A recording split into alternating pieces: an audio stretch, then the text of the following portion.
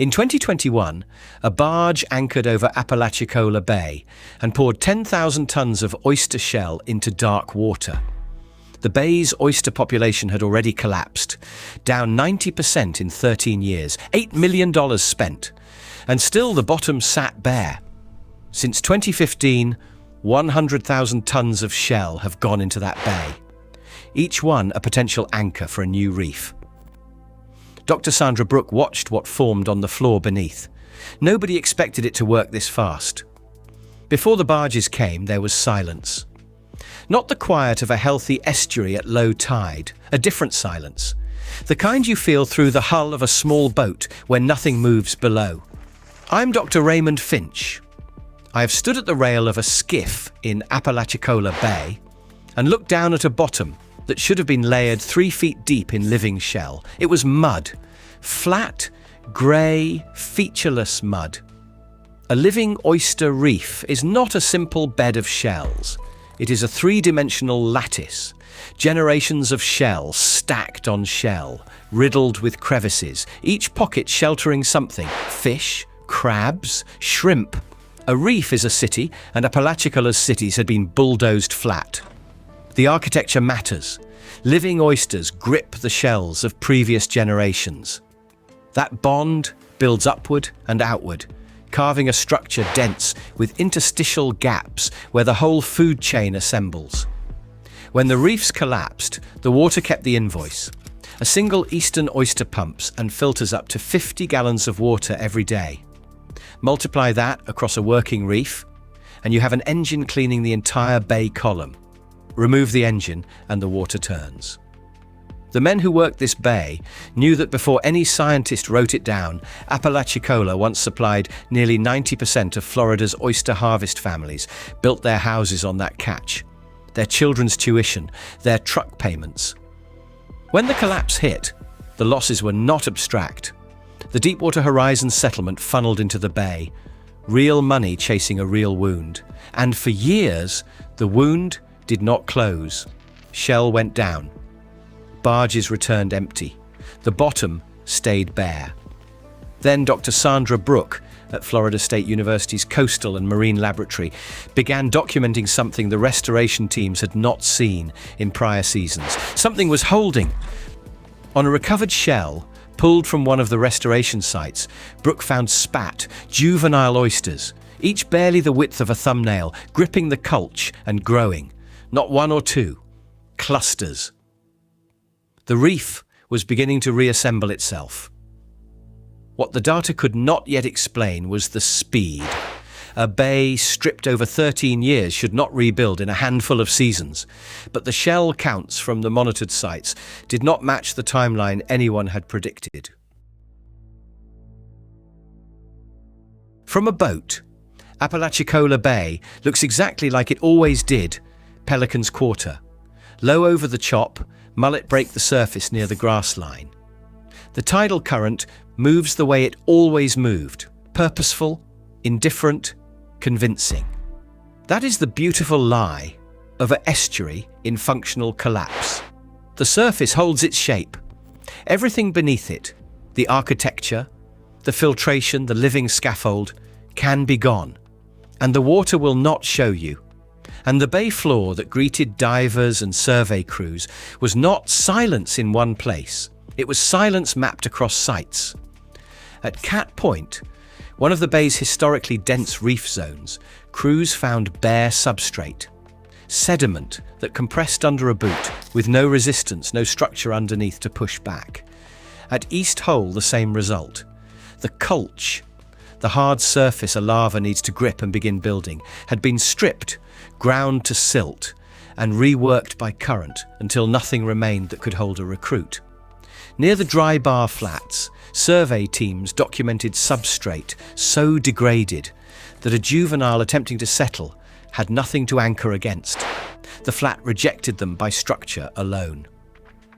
At the river's mouth, where fresh water throttles salinity and the boundary would eventually be drawn, the historic reef footprint had all but vanished, leaving no physical memory of what the bay had once built there across generations. A single adult filters up to 50 gallons a day, and across the bay's collapsed reef footprint, that capacity had simply ceased to operate. The column was churning through nutrients, with nothing left to intercept them. The restoration teams knew what they were working against. They also knew that pouring culch material onto bare mud is not enough. The lava has to arrive, find purchase, and survive its first weeks against current and predation. What nobody fully accounted for was what Brooks' monitoring would eventually show from the recovered sites, that once the substrate held, recruits were arriving faster than any collapsed bay model had predicted. The mechanism behind that speed remains an open question.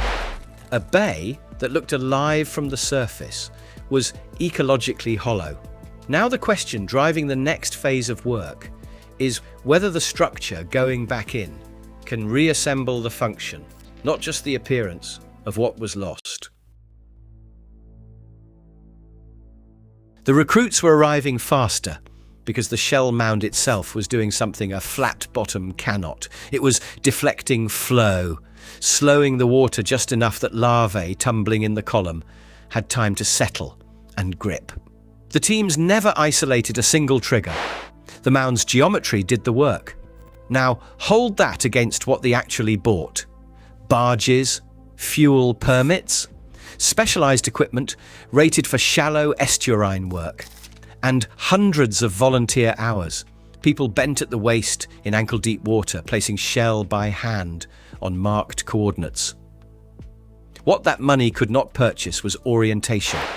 A barge chute dumps shell in a mass. Shells land flat, on edge, inverted, piled without order. A living reef stacks differently. Each generation of oysters cements itself to the last, angling upward, carving interstitial space into the pile as it grows.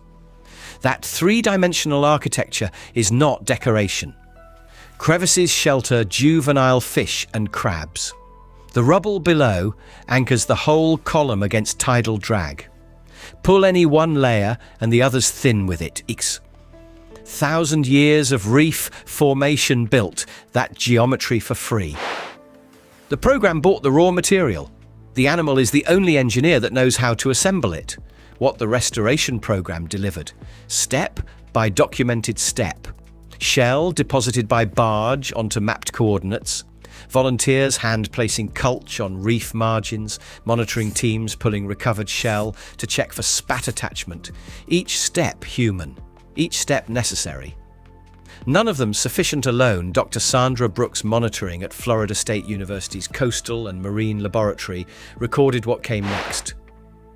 On recovered shell pulled from restoration sites, spat, each barely the width of a thumbnail, had gripped the culch and held. The scaffold was working. But here is what the deposition records do not capture. The restored plots are islands. Surrounded by bare bottom, each mound is drawing recruits from a larval pool that may not be large enough to sustain the density the original reef once held.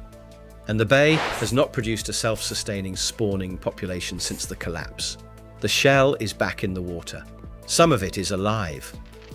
The question the program has not yet answered is whether scattered living nodes can accumulate into a reef, or whether the bay needs something between the mounds that no barge has yet delivered. What $8 million funded was a beginning shaped by human hands. What finishes it, or does not, belongs entirely to the animal. The cascade did not wait for permission. Juvenile oysters, each barely the width of a thumbnail, locked onto the deposited substrate within the first season.